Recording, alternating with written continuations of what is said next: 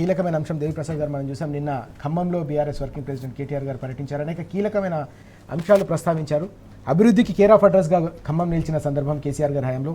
ఇప్పుడు ముగ్గురు మంత్రులు ఉన్నారు. ముగ్గురు మంత్రులు కూడా ఘరాన దొంగగా గజ దొంగగా మారిపోయిన పరిస్థితి. ముగ్గురు మోసగాళ్ల చేతిలో ఖమ్మం బలైపోతుంది. వెలుగుమట్ల మట్టి దారుణమైన సంఘటన, పేదల ఇల్లు కూల్చి వారిని రోడ్డున పడేసే దౌర్భాగ్యమైన పరిస్థితి నెలకొందనే అంశంపై ఆయన మండిపడ్డ పరిస్థితి మనకు కనిపిస్తుంది. ఎట్లా చూడాలి ఓవరాల్గా నిన్న జరిగిన పర్యటన, కేటీఆర్ గారు లేవనైతే కీలకమైన అంశాలు? రాజు గారు, అంటే కేసీఆర్ గారి మార్గదర్శనం మేరకి తెలంగాణ రాష్ట్ర సమితి డిజిటల్ మెంబర్షిప్ ఎస్ఐఆర్ మీద ఒక విస్తృతమైనటువంటి అవగాహన కల్పించి తెలంగాణ రాష్ట్రంలో ఉన్నటువంటి అనేక మంది ఆలోచన పరులందరినీ కూడా సరైనటువంటి రీతిలో ఇవాళ ఆలోచన చేయాలి. ఒక దుర్మార్గమైనటువంటి ప్రభుత్వం ఈ రాష్ట్రంలో రాజ్యం వెళ్తూ ఉంది. ఇవాళ మౌనంగా ఉండడం అనేటువంటిది నేరం. దీన్ని సరైనటువంటి రీతిలో మనం ముందుకు తీసుకుపోవాలని చెప్పి బీఆర్ఎస్ పార్టీ మెంబర్షిప్ క్యాంపెయిన్ విస్తృతమైనటువంటి స్థాయిలో కేటీఆర్ గారు అనేక సమావేశాల్లో అడ్రస్ చేస్తారు. ఈ సమావేశాల్లో ప్రధానంగా ఇచ్చినటువంటి హామీల వైఫల్యం, మంత్రులు ఇలా నిన్న ఖమ్మం పోయింది కాబట్టి ఖమ్మంలో ముగ్గురు మంత్రులు ఉన్నారు. ఒకరు ఆర్థిక మంత్రి, ఒకరు రెవెన్యూ మంత్రి, ఒకరు వ్యవసాయ మంత్రి. ఈ మూడిట్లో తీవ్రమైనటువంటి సంక్షోభం ఉంది. రెవెన్యూ మంత్రి తన పలుకుబడి ఉపయోగించి కనీసం రెవెన్యూలో ఉన్నటువంటి సమస్యలన్నీ పరిష్కరిస్తాం, ఆ ధరణిని అందులో వేస్తాం, దీన్ని పరిష్కరిస్తామంటే అప్పుడు 1,50,000 వినతులు వస్తే ఇప్పుడు 10 లక్షలు దాటిపోయినాయి రాజు గారు. ఆ సమస్య ఏ ఒక్కటి కూడా పరిష్కారం కాలేదు. ఎక్కడైనా భూములు డీల్ చేయాలనుకున్న దగ్గర ప్రతిది కూడా 22A పెట్టి దాన్ని నిషేధంలో పెట్టి మొత్తంగా కూడా రైతులను ఇబ్బంది పెట్టేటువంటి ప్రయత్నం చేస్తారు. ఎక్కడైనా భూమి కాజేయాలంటే 22A నుంచి డిలేట్ చేసి మొత్తంగా కూడా తమ వైపు తిప్పుకునేటువంటి ప్రయత్నం చేస్తూ ఉన్నారు. అంటే మొత్తంగా కూడా ఈ రెవెన్యూ మంత్రి హయాంలో ప్రభుత్వ భూములన్నీ కూడా కొల్లగొట్టబడుతున్నాయి. ఆయన ఆదాయం పెరుగుతుంది తప్ప రాష్ట్ర రెవెన్యూ ఆదాయం పెరుగుతలేదనేటువంటి విషయాన్ని.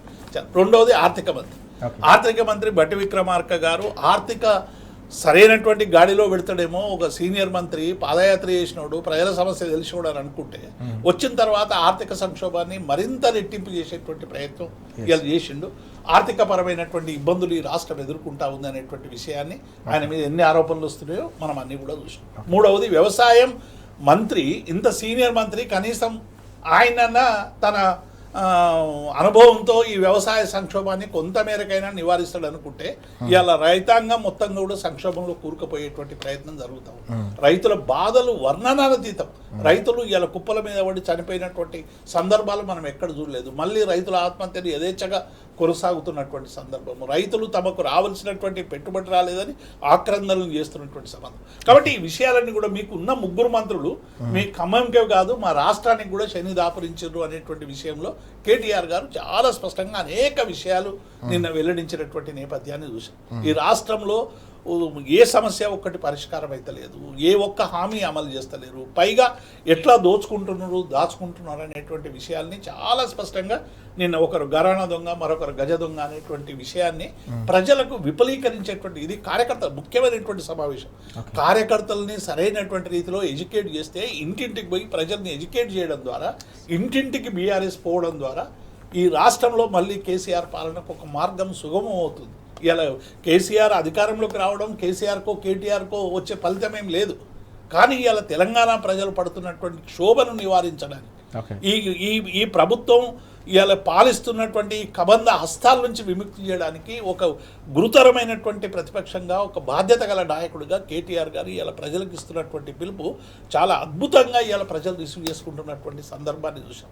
మీరు ఎక్కడికి పోయినా డిజిటల్ మెంబర్షిప్, అటు హరీష్ రావు గారు పోయినా, ఇటు కేటీఆర్ పోయినా, అటు మా జగదీశ్వర్ రెడ్డి గారు పోయినా, మా మంత్రులు ఎక్కడ పోయినా కూడా ప్రజలు తండోపతండాలుగా వస్తారు. ఇవాళ మాకేం అధికారం లేదు. నేను కేటీఆర్ గారు కూడా ఒక దగ్గర అన్నారు, మేమేం అధికారంలో లేము, మేమేం పనులు చెప్తే అయ్యేది లేదు, కానీ ప్రజలందరూ మా దగ్గరికి ఎందుకు వస్తున్నారంటే ఒక విశ్వాసం, ఒక నమ్మకం, పార్టీ పట్ల విశ్వాసం, కేసీఆర్ పట్ల ఒక అత్యంత నమ్మకంతో ఇవాళ ప్రజలందరూ కూడా కేసీఆర్ మీద అధికారం లేకపోవచ్చు కానీ మమకారం పెరిగిందని వాళ్ళు నిన్న కేటీఆర్ గారు చెప్పారు. ఆ మమకారంతో ఇవాళ తండోపతండాలుగా ప్రజలందరూ కూడా, కార్యకర్తలందరూ కూడా మళ్ళీ కేసీఆర్ పాలన తీసుకురావాలి అనేటువంటి ఒక లక్ష్యంతో ప్రజలకు మేలు జరగాలంటే అది తప్ప ఇంకొక ఆప్షన్ లేదు అనేటువంటి పద్ధతిలో ఇవాళ అనేక మంది కూడా ఇవాళ పార్టీతో నడిచి ప్రయాణం చేయడానికి సిద్ధమవుతున్నటువంటి సందర్భం. అధికారం లేకున్నా సరే ఒక అధికార పార్టీ లాగా ఇవాళ జనమంతా కూడా మీటింగ్లకు రావడం కానీ, మా తెలంగాణ భవన్కు రావడం కానీ, మంత్రుల దగ్గర రావడం కానీ, కేటీఆర్ దగ్గర రావడం కానీ ఒక సహజ ప్రక్రియగా మారిపోయింది.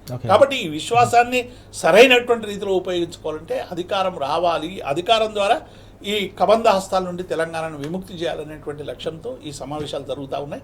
డెఫినెట్గా 119 నియోజకవర్గాల్లో అద్భుతమైనటువంటి మెంబర్షిప్ జరిగి రేపు ఒక బలోపేతమైనటువంటి పార్టీగా బీఆర్ఎస్ ఈ రాష్ట్ర రాజకీయాలను శాసించే విధంగా ముందుకు పోతామనేటువంటి విషయాన్ని మేము స్పష్టం